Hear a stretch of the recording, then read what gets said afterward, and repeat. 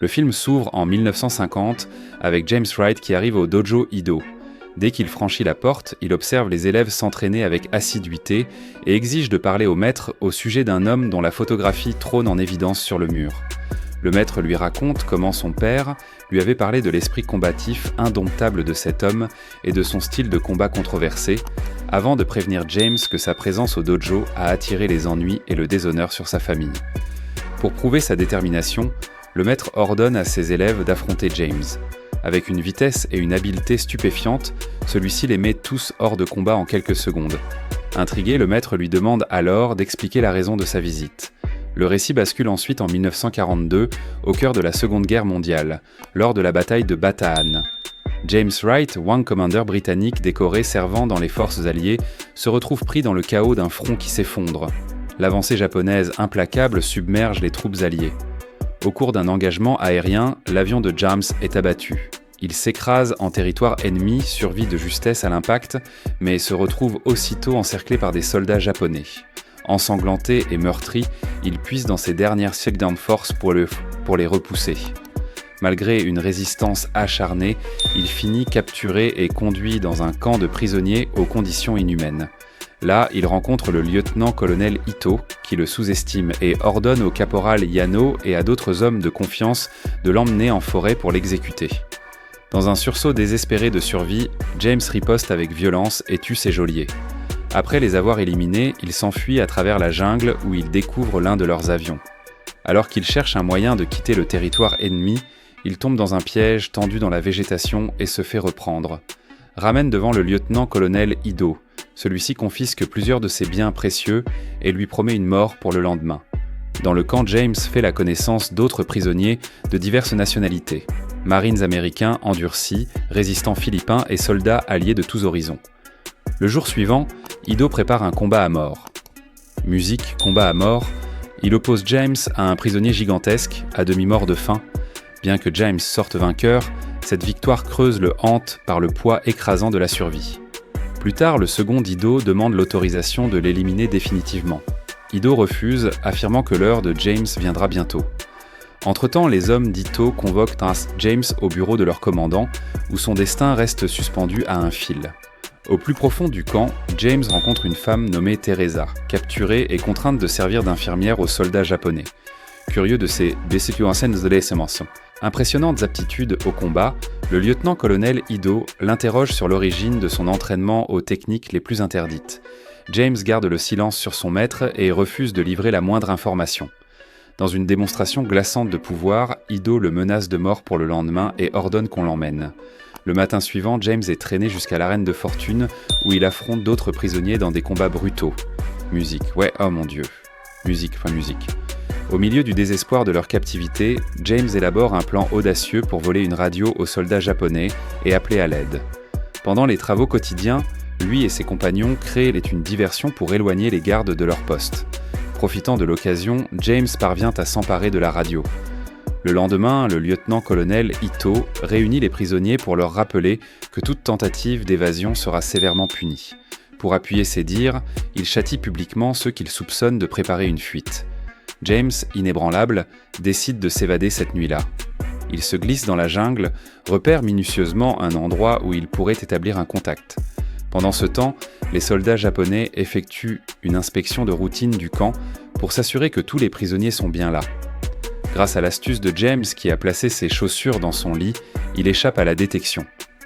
De retour, il partage ses découvertes avec les autres, insistant sur la nécessité de quelqu'un capable de coder un message pour joindre les forces américaines. Le jour suivant, Ido convoque de nouveau James et lui demande s'il comprend le navajo ou d'autres langues indiennes qu'on aurait entendues près de leur territoire.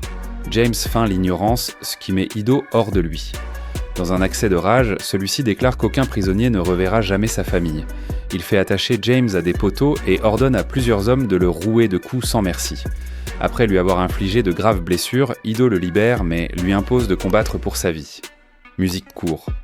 Ensanglanté et battu, James triomphe néanmoins de son adversaire.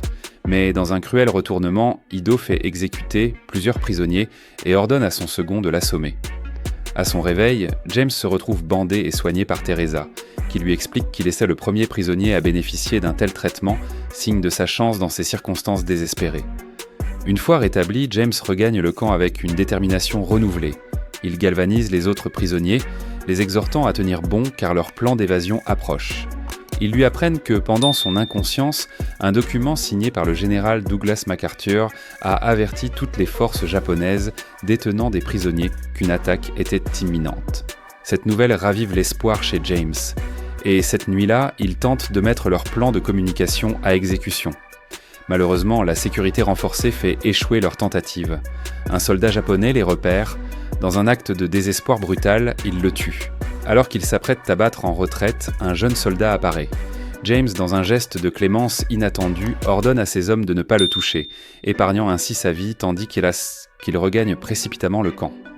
Lors de l'inspection suivante, les gardes trouvent tous les prisonniers couchés dans leur lit, apparemment tranquilles. Le lendemain, le lieutenant-colonel Ito réunit tout le monde pour une nouvelle assemblée. Il accuse l'un des hommes de James d'avoir attaqué ses soldats et exige de connaître l'identité de ceux qui l'ont aidé. James s'avance et revendique seul la responsabilité, affirmant avoir agi seul et tué les gardes.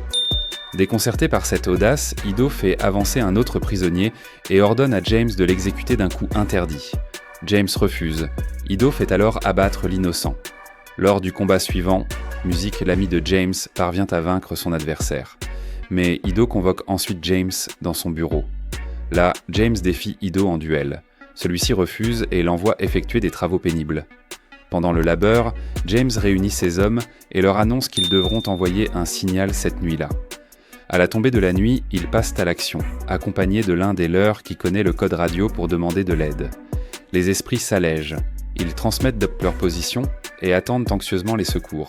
Mais en revenant au camp, ils le trouvent vide et se font aussitôt arrêter et assommer. À leur réveil, le chaos règne. Leur camp est attaqué. Au milieu du tumulte, Teresa et son amie Anna surgissent pour les libérer. Ils vérifient immédiatement leur radio volée, mais elle est détruite. Les assaillants massacrent sans pitié tous ceux qu'ils croisent. Dans un éclair de lucidité, James conçoit un nouveau plan pour voler une autre radio. Teresa passe à l'action, s'associant à Anna pour éliminer un garde.